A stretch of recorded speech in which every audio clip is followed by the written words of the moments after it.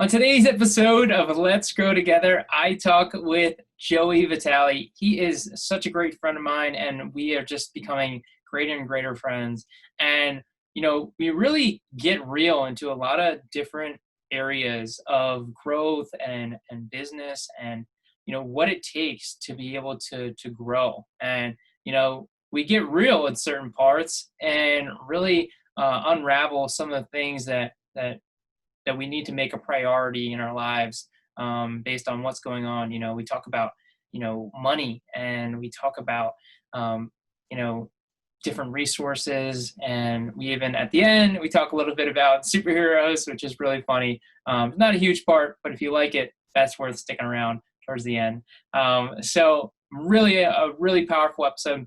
I really think you're going to enjoy it. So let's just dive right in. But first, the intro. Welcome to Let's Grow Together. My name is Nick Monotadibus, motivational speaker and digital marketing strategist. And this podcast is all about helping you grow both in life and business. Let's dive in. I am excited. This is awesome. Very excited for this special guest. We've gotten to know each other over these last few months. And it was definitely a little of that moment, like, did we just become best friends? I hope you felt that same way. Absolutely. So excited. Joey, welcome to the show. Thanks for having me, Nick. And I have to say, you have the best last name ever. Like, I still don't know exactly how to say it, but now I can be like, hey, you guys, this is my new best friend, like Nick Badabadaba. And you're just like, that was almost right. Yeah, it's definitely a mouthful, and I love that it's like, because sometimes I'll go on other podcasts or like get presenting, and people will either try and just like butcher it like all together, which is usually, I like people to try. I don't mind if somebody like does it and it doesn't do a great job, because I love the effort versus being like, I used to get sometimes in school like, Nick B. I'm like, you didn't even try. Come on. Yeah, totally. I'm the same way. My last name, there are a lot of different ways to pronounce it. And my family says Vitale. And so whenever people are like, how do you say it? And I'm like, when I say my name to my Italian cousins, they all laugh at me because they say it like the pure Italian way. So I feel like, but no, I appreciate you just being like, no, like, take a chance, try and say it. Has anyone ever gotten it right without knowing how to say it? Yeah, that's the amazing part, when people just nail it. They're just like, and I'm like, that's awesome. Yes, well done. Especially with like customer service people, sometimes I love that they just like give it a shot. And every once in a while there's somebody that will nail it. Like, I've had teachers that just like nail it without ever hesitating, and I'm like, I love that. Awesome. Yeah. So yeah, mine is Italian. I didn't say that, but I'm Italian as well. Oh, really? That it is Italian. Cool. Yeah. What's the like Italian way to say it? Like, do you know? I don't know, not specifically. Okay. Yeah, I do have relatives in Italy. I get a lot of friend requests from. Oh, cool. Yeah, which is the best part about having a unique last name. Yeah, you can't be a Italy? Smith and accept, I know. Smiths. Where in Italy? So I believe there's some in I'm throwing a blank on the specific. Starts with a P. You'd think I would know this. It's not Palermo, is it? No, like Pascatani or. Oh, okay. I think that's that right. sounds right. Yeah, I don't know. Yeah, but my cousins are in Sicily, so basically we're neighbors. Yeah, and I'm sure there's relatives all over Italy. Like, I'm sure there's Monotadibus all over. Awesome. Yeah, maybe we can go out there together, mastermind in Italy, and we find some relatives. Sounds absolutely, love to. Awesome. All right, let's dive into this real quick. So, Joey, tell us a little bit about who you are and who you serve. Sure. So I am. I'm a trademark attorney. I like to call myself a brand legitimizer. And after spending years at a law firm feeling like I was the worst attorney ever because I hate conflict. Um, I have realized that uh, those same personality traits that made me, not the person that you want representing you in court, make me a pretty awesome lawyer for small businesses who are wanting proactive legal help. Awesome. Amazing. Yeah. Know yourself, right? Yeah. How much was that like a hard thing to transition and being like, yeah, I'm not meant for this. Oh, it was really hard. But looking back, like I'm so glad that I learned that lesson as early in my career as I did. Um, it's funny. I was telling someone this the other day. There were just kind of moments. I don't remember everything from like when I was a lawyer. Like it kind of feels like a blur. But I remember this one time when I had just gotten hired at this firm, and we went out to lunch, and one of the more senior attorneys was like, "So you go by Joey?" And I was like, "Yeah." And he was like, "And you're gonna keep going by Joey, like with the law firm? Like you want that on like your about page?" And I was like, "Yeah." And he was like, "Okay, just thought I'd ask." Oh my gosh, that's so funny. Oh no, it has to be Joseph. Like Right. that's wild. Yeah. So you mentioned it being like difficult. Was it like, is it one of those things when you make the difficult choices, then amazing things happen? But in that moment, you're very unsure, I'm sure, of like where this is going to go. Like, tell us a little bit about kind of like, Yes.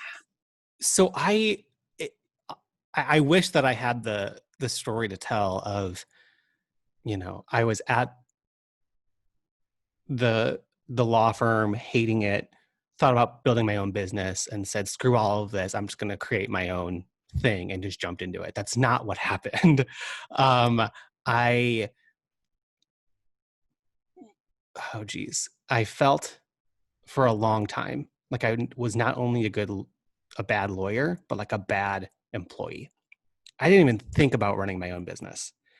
And at the same time, my wife and I were planning this big move from St. Louis to Chicago. And so, um, at the time, the bigger thing that was weighing on me wasn't I'm bad at this. It was I need to find a job in Chicago.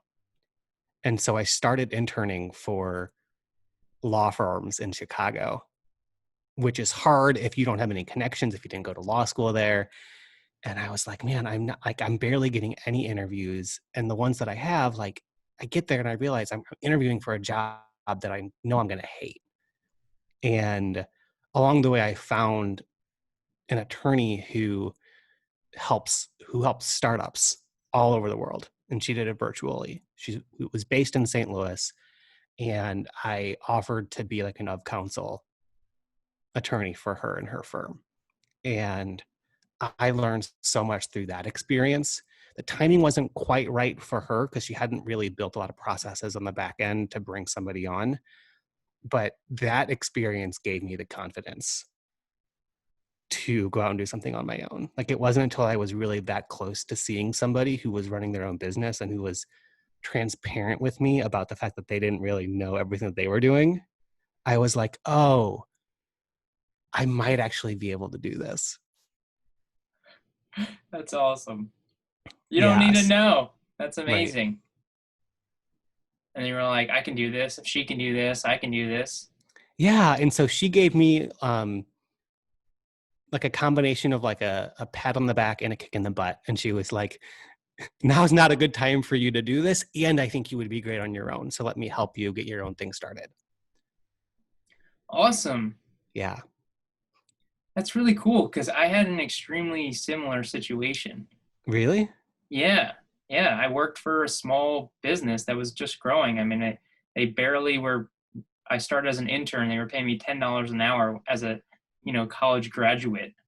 And then they bumped it up to like $12. And I'm like, that's still not going to cut it. Hmm. But I like stuck around and was like really just like dragging it out. Eventually they gave me, another raise like in a short amount of time because they didn't want to lose me. But I was working for very little, knowing that it was this small startup, 2 to 3 years, and then I worked for that same company for ended up being 6 years. So I was we went from like one office to a bigger office to like 4 employees to like 12 employees. So I like got to see the progress and the growth, and I wouldn't have had the confidence to start my own business if I hadn't seen all this happen. Yeah, when you see firsthand how possible something is, it makes it easier, right? Yeah, and getting so much exposure to that environment. My Mm, advice to anyone like thinking about starting a business is like work for a small business, like a small one, because you yeah. get the exposure of like everything. You're like doing marketing, you're doing operations, you're doing management. Like there's so much that you have your hands in, and I realized I loved that part. Um, Yep. it's so fascinating. Yeah. More commonalities among you and I. Love it. No surprise there. Love it. Awesome. Let's shift a little bit here, because one of my favorite things to kind of talk about when it comes to the show is like really how you incorporate like your morning routines and habits, and how that helps set you up for the day. Do you have anything Mm. specific that you do like every day that's kind of like your routine? Yeah. So, man, can we get like a reel on this show? Absolutely. So, I had this very unique, very intense health issue like 2, 3 years ago. And because of that, I had to be very mindful of my sleep and allow myself to basically sleep as much as I possibly could. And so for a couple of years, I kind of designed my business so that nothing really started until like 10. And I didn't really give myself a morning routine just because I was like, I don't want to put any pressure on myself to have to do anything in the mornings.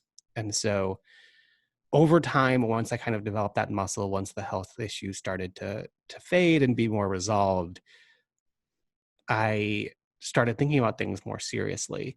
And I had read like the 5 hour or the Miracle Morning before, Hmm. or I had read different things, and it all kind of seemed to work well for a time. Um, but one of the complications for me is that um, I have a wife who likes to sleep. And so I have to be mindful in my morning routine that I'm doing it in a way where I'm not being too like loud or turning lights on or whatever in a way that would like disturb her. And so now I'm at a point where uh, I get up at a certain time in the day, in the morning. I have my alarm clock in another room right next to like a large glass of water. So I turn the alarm off, drink the water, um, or before that, I make my half of the bed, turn the alarm off, take the water, take the dog out, and then um, I'm building up a workout routine. So um, right now, I'm kind of in the camp of like building small habits over time. And so right now, it's the workout, shower, cold shower if the shower can do the cold water thing, but lately it hasn't, and I've been like okay with it. And then kind of some journaling and starting the day. The one piece to it that I want to add is meditation, but um, I am working with like this virtual fitness trainer who wants me to have the workouts become more of a habit before I add another element to the morning routine, which I just thought was really interesting. Yeah, and I think that's great advice. Often people try and start so much at one time. Like when I read The Miracle Morning, I was already doing a number of the things, so to add the Mm, other stuff was really easy for me, because I had already started certain parts. So that is great advice, and meditation is an important part. I do meditate. I'm curious though. You mentioned journaling. How does that process work for you? yeah, it's weird because journaling seems like out of all the morning activities, it almost on paper seems like the easiest thing that you could do. Um, but I kept noticing that I would like get like fidgety or restless when I journal. And so that has become something hard for me to not like write something down, feel some sense of urgency, and just start doing that one thing right away. And so um, at the same time, I am trying to get out of having so many journals and notebooks. And so recently I love that we're getting so like tech nerdy on this, but I invested in an iPad. I got like a Paperlight cover for it and an Apple Pencil. So it feels like I'm writing on paper. And I don't have Oh, any cool. other apps on the iPad that I use other than the journal app right now. And so that is working super well because like I can't kind of context switch and open up Facebook or whatever when I'm on the iPad. And then I also have, are you showing people the video of this? Yeah, there's the video. Yeah. Okay, cool. So I also got this like physical timer cube. Oh, that's cool. And for a while I was using my phone as a timer, but then I would like look at my phone. Right. And so instead I got this little guy, and it's just got like different like 30, 60, 15, 5-minute intervals where you can turn it on and then you flip it to whatever that minute is, and then it gets going. And so it's Oh, like that's cool. I can't stop journaling until the timer goes off. And so Awesome. that's been helpful too. Yeah, it's funny. On the last episode, 2 episodes ago, with Danya, she mentioned having a hourglass, and it's Oh, for love that.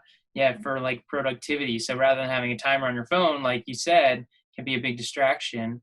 Whereas the hourglass, like, all right, I'm working until it's done, and then I can move on and take a break. Totally. Yeah, that's cool though. So wait, how much time do you spend journaling?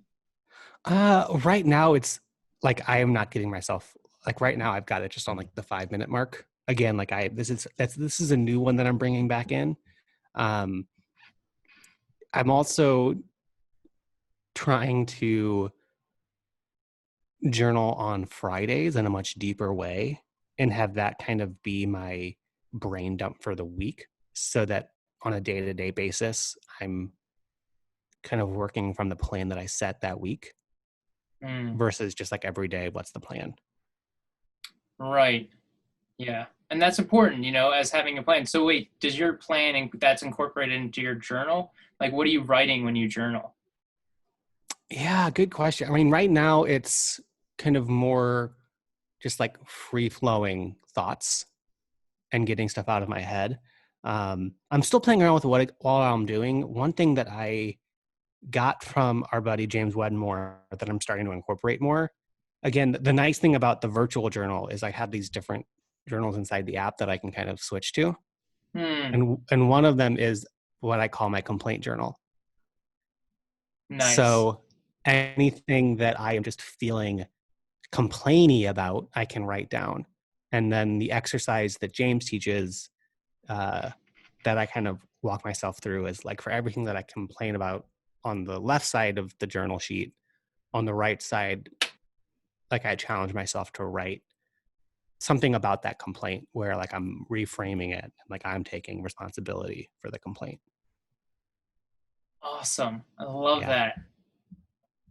So important. Like just such a powerful, I mean, you can see how like impactful that would be when you can shift your complaints and how you're creating that habit in general. Like Yeah. again, the one thing people don't often consider is that there's the subliminal messaging that's going on in your brain when you're taking the time to shift your perspective. Then throughout your day, something happens, and all of a sudden you're like, wow, I turned that complaint into um, positive, interesting.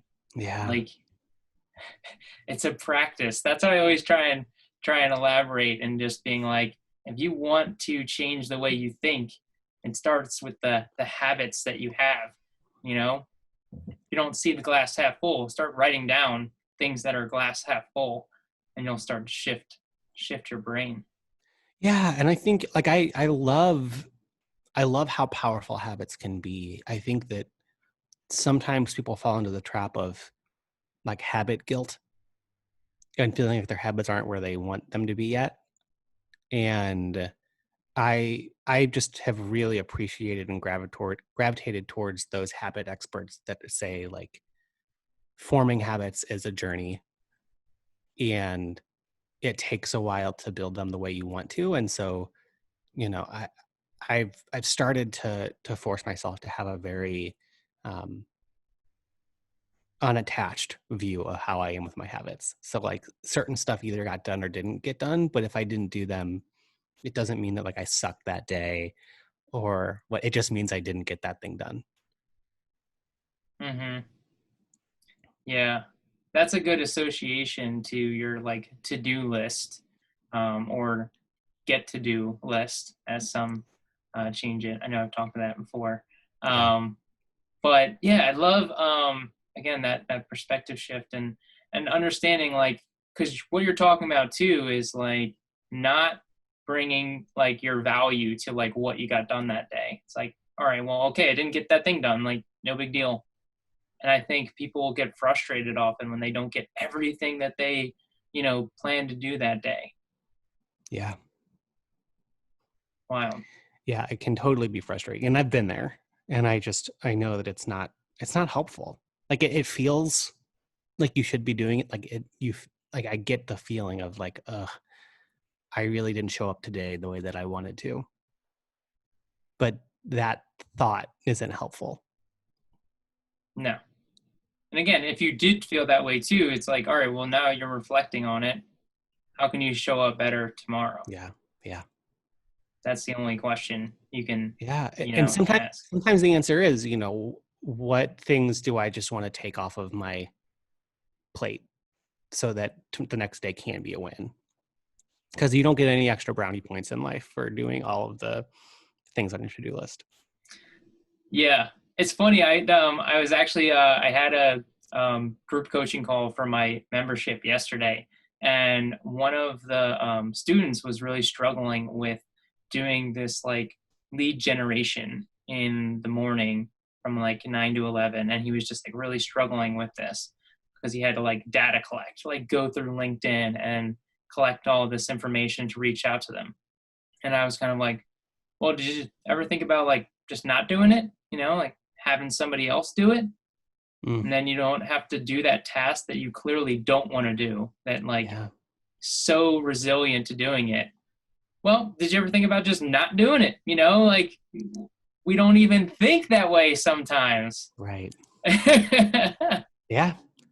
Yeah. It's thinking that someone else can do things for us is such like not a default way of thinking. But again, the cool thing about entrepreneurship is it trains you to have that muscle more, to think more quickly of like, who else can do this instead of me? Yeah, and just amazing things, because as an entrepreneur, the best thing we can do is only do the things that we love and are good at and want to do more of. And that's what we get to do as an entrepreneur. But until you start to open up to delegating other things, then you're just going to keep doing mindless tasks and wondering why you're not getting more progress or not happy with the tasks that you're doing. Yeah. Wild. Love it. Awesome. Let's this is good. I'm going to shift here a little bit. So, you've been, how long have you been an entrepreneur now? I guess like 4 years. Okay. Awesome. And during that time, has there been any like really like big moments that you just like really remember that were massive moments of growth where you're just like, wow, I just took a huge leap forward? Yeah. Tons. Tons of those moments. Awesome.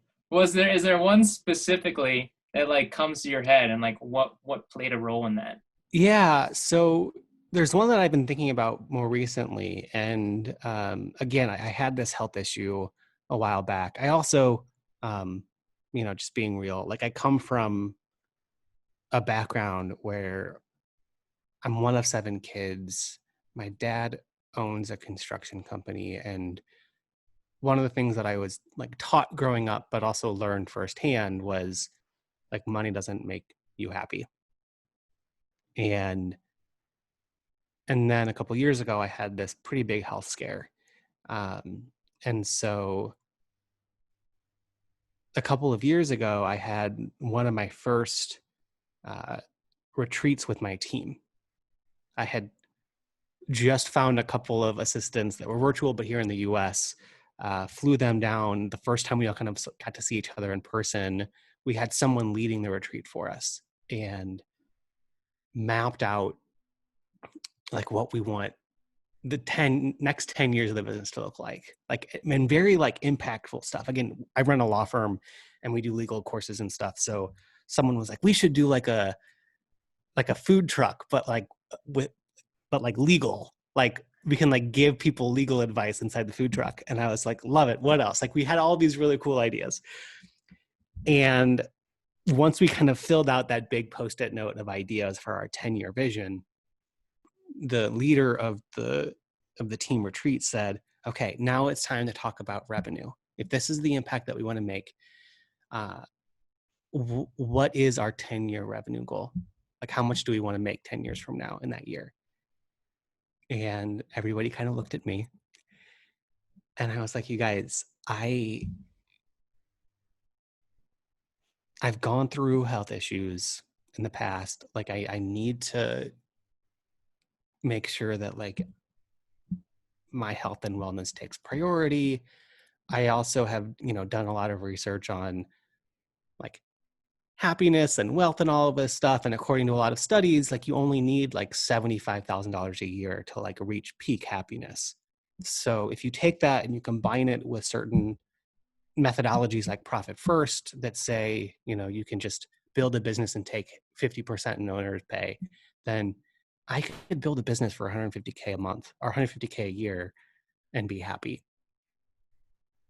And my team kind of nodded, and I freaking love the person who put on the retreat. She called me out and she was like, Joey, that's very like cool and noble and kind of you to say that, but we can't hit all of this stuff that we want to do in 10 years if 150,000 a year is the goal.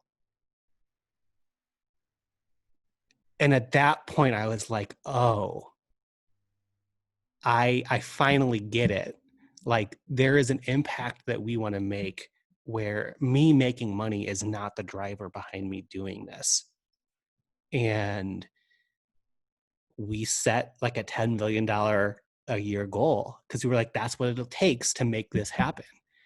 And that lit a very different kind of fire under my butt of what is motivating me and my team to hit the goals that we want to hit. Wow. That is powerful. Yeah. That is so awesome. Because we do think about the growth of our business is the growth of our pocket, not necessarily. And in this example, it's like, well, if you want to create the impact, it's not about growing your pocket necessarily. We associate the business with our, how much money we're making. And it's really not the case. One of the best things I feel you could do as a business owner again is like not overpaying yourself, because that's more money you could put towards growing the business. I've seen that's one of like the big mistakes that some people have made, where they say, I paid myself too much like early on, or, Yeah. So, and I love that you talked about impact, because that's a huge driving force for me. A lot of people that, we know, it's just, that's awesome. Like what, kind of specifically drives you towards that impact? Like, what are you working on that's towards that? That's such a good question. Things are kind of shifting internally in the business in terms of what we're offering and things. And this might not be the best answer to your question, but the answer that we currently have right now is I feel uniquely capable of building an amazing team and lifting the people on my team up to a potential that they don't realize that they have. And so me right now, the impact that is motivating me to take action in the company is a very internal impact. Like I want them to really see and get a taste for the impact that we are making with our clients, because recently they've just been hearing my stories about our client successes and all of this stuff. And I'm really excited for them to see that more firsthand. Love it. That's the impact. Doesn't have to be masses. I mean, impacting your team can be just as powerful, you know, and to relate to that, and maybe you had that same experience with the person you were working with before, and I had that same experience where I had a business owner that I was working for that gave me opportunities and put me in positions to grow and improve and Yeah. do more than I thought was capable. Yeah. It's um, looking back, like I'm sure there could have been another series of events that gave me the confidence to go out on my own like I did. But I'm so grateful that I found somebody, because it really takes a strong person to not only like lift you up, but like no business owner knows what they're doing all the time. And it took a lot of vulnerability and transparency on her end to be like, yeah, I know these parts about the business really well. And when a client's asked this kinds of questions, I know how to answer. But everything else in the business, I'm just like spinning plates too. And I'm bringing you up here because I think you might be able to help me problem solve. Awesome. Yeah. And that's being a business owner too, is Yeah. like problem solving, you know? Yep. How can we, that's what we're constantly doing in our business when something happens. Like, how can we problem solve? It's constant, oh, this didn't work. Well, what's the solution? And I Yep. think there's an underlying lesson there also in that so often when somebody has a problem, they think so much about the problem Mm. instead of the solution. Yeah. I've told people before that I'm starting to hate the word problem, because the word problem suggests something bad or harmful. And Mm, so now whenever people come to me, especially as a lawyer, people are like, hey, I have this problem, I respond back. And you and I know like the power of language and kind of tweaking and reframing what they're saying slightly. And so I respond with, great, what's the issue? Because the more unattached we can get when we're looking at this thing that they want to solve, the more it becomes something that we can solve. And it's not just this like emotional thing that we want to go away. Like, mm, like you and I have had the success that we've had because we've become better at like puzzles, you know? mm-hmm. It's not like, oh my gosh, I have this problem. What's the one solution to it? And who can I pay to fix it for me? It's like, no, all of this stuff on my plate that I have to figure out is solvable. There are probably hundreds of ways to solve them. And so what is a way to solve it that I think will work and I think I would like to try? Yeah. And I think that it's also the other level of it is like, well, this is causing an issue, which again, I love that reframe kind of Mm. wording. Um, do we need this? Like, can we Mm. just eliminate this altogether? Um, if this is causing an issue, do we need to do it? I think James talks about, was it dad? It's like delete, automate, and delegate. Um, Mm. Yeah, totally. yeah, could be so powerful and just be like, yeah, let's just stop doing this anymore. And then you're like, oh wow, my shoulders just feel great, like I know, taking right? this weight off. Yeah, I love that you said that. There was a time a couple of months ago when um I started feeling really like upset with my calendar because I had all of these appointments scheduled with like introduction calls with business owners who I knew didn't really know what I did, who served a totally different audience. And they all kind of came from like very well-meaning people that I met a while ago who are just like trying to make a lot of introductions to people. And I was like, how do I get more time in my day and like work around these? And someone was like, Joey, just cancel the meetings. And I was like, oh, I can do that.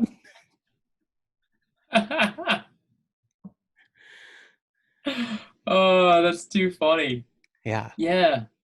So there's simple options sometimes we don't even realize, Yep.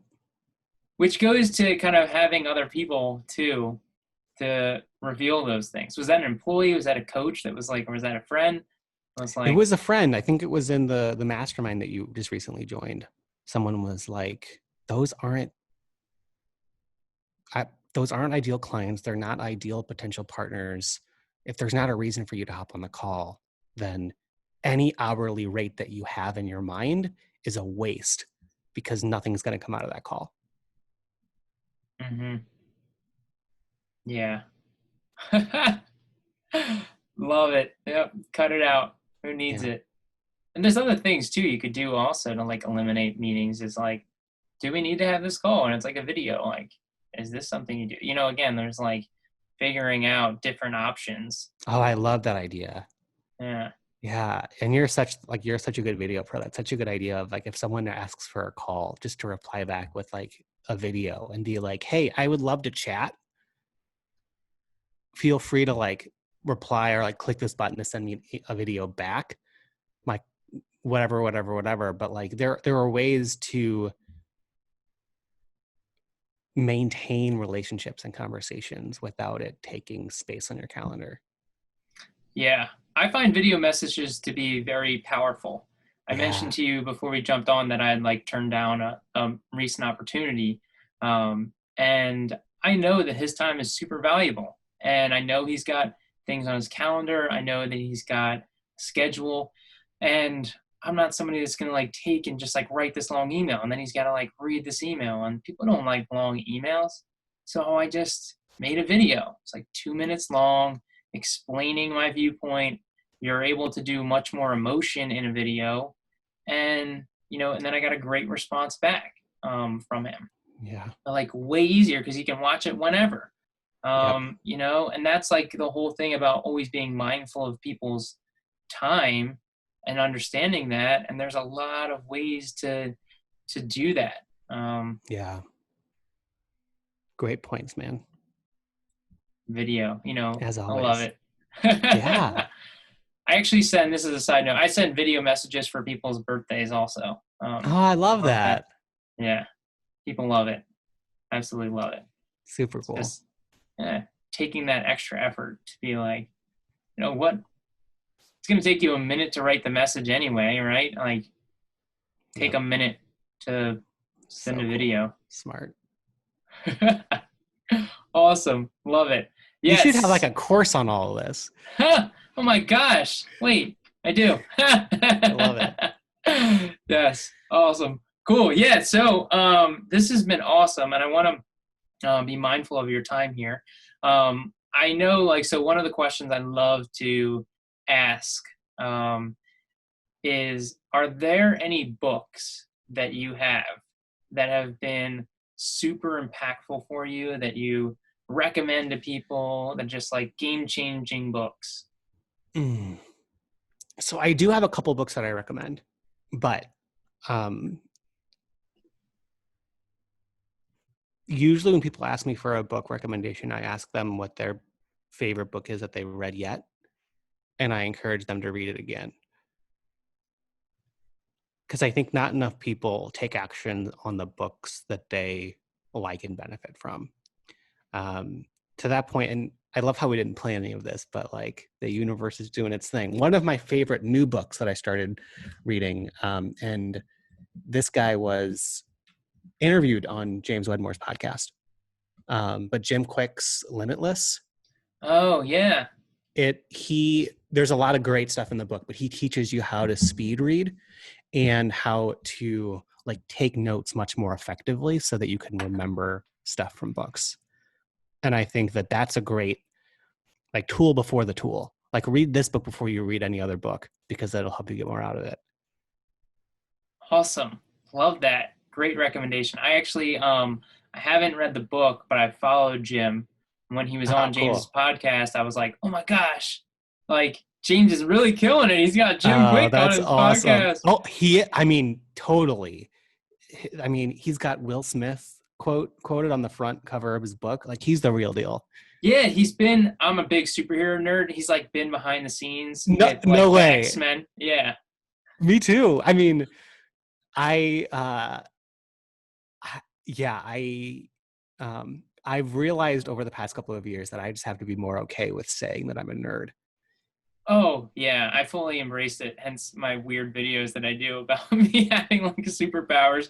It's really I love it. No, I'm all about the Marvel movies. My wife and I just got a Nintendo Switch and we've been like binging on that every night. nice. Um, Awesome. so yeah, no, I think that the cool thing about it is like, there's so much like science and mindset stuff behind all the superheroism stuff. And so like Hmm. it all does fit really well together. Yeah, I actually still an idea, not sure if I was going to do it, but I have plans somewhat to do a book that's around personal development around the superheroes. But I guess I should Nice. talk to you about that on like trademarking issues on if I Oh could even talk to yeah. them and you know what can I use, what can I say in a book like that. Um Yeah, so that's interesting. interesting. A lot of interesting issues at It's that all point. about, yeah, right. But I figured it would combine two things that I really love: personal development and superheroes, and they're so popular, the superheroes. So why not? Yeah. Oh, I love that. Awesome. Super cool idea. I think a lot of people would love it too. Because yeah, I think that could be a really great like gateway drug book for people who Yeah, may kind of into business, but definitely like the Marvel DC side of things. To like, I thought about that before. Like, how can I create like a comic book that's like a dude learning some legal stuff? love it. I have to ask you this question. It's very important. Are you a DC or Marvel guy? You know, I've always loved Batman, but I think I've converted over to Marvel over the past couple of years. Oh, ouch, ouch. Yeah. I mean, DC it's needs to hard. step up their game. I know. It's really hard to stay. I've stayed resilient with my DC. I've just always been a huge DC fan. Superman, Batman, Flash, Green Lantern, like love it. The Marvel movies are amazing. Like again, I love it all, but Yeah, I've always been a bigger DC fan. I just keep rooting for them that they're gonna do something right. We'll see what happens with the Snyder yeah. Cut. I don't I know. also with what? The Snyder Cut? Oh, I don't know what that is. Oh, yeah. So like Justice League, the movie kind of flopped, Yeah. and it's because they changed directors like a quarter of the way through because his daughter died. It's like of suicide. It was like this crazy, horrible. Holy moly. Yeah. So he got off the project. They brought in Josh Whedon, who did a lot of the Marvel movies, and he totally changed like the whole movie, like the tone of the movie. They brought back Superman for recuts, but he reshoots, but he was filming Mission Impossible, so they had to CGI his mustache off. It was like, oh god, it was a whole mess of like why this movie got screwed up. So they're doing a Snyder cut, which probably realistically, this has probably never happened ever in movie history where they're like basically redoing a massive movie where they're spending $3 million to produce this new like edited version from the original movie that was designed from Zack Snyder, who Wow. yeah, like $30 million to do a movie that's going to premiere on like HBO Max. It's insane because of I fans. had no idea. That's awesome. Yeah, Oh, that's because so of cool. fans. It's amazing what fans and people can do. Like they Yeah. had such a movement of people that I wanted to do it. I will say I've become more into non super like non like on the surface superhero stuff, like Sense8. Freaking love Sense8. Are you What is familiar? that? No. It's a superhero-ish show on Netflix, and you reminded me of it because they did a number of seasons and then Netflix canceled it, and because of the fans, they brought it back for a final movie finale. Awesome. And it was so good. But basically, it's like these 8 people who all have like a mental connection, and they're all over the world. And it's cut very beautifully. The Wachowskis do it, so it's very kind of, there's elements of Matrix and Cloud Atlas and other stuff that they've done in the past in the movie. It's just really cool. Awesome. Have you seen Umbrella Academy? Yes. Love Umbrella Yes. Academy. Season 2 coming out soon. Yeah, is it good? Saw a trailer like yesterday. Yeah. Nice. Yeah. Love this. We could have probably did a whole episode about talking about superheroes stuff. Yes. Yep. Totally. Maybe we'll save that one for another time. Awesome. This was so great, Joey. Lastly, what is the best way for somebody to get in touch with you, reach you, follow you? Yeah. So I am hanging out the most these days on Instagram. So you can find me at Joey C. Vitale. Awesome.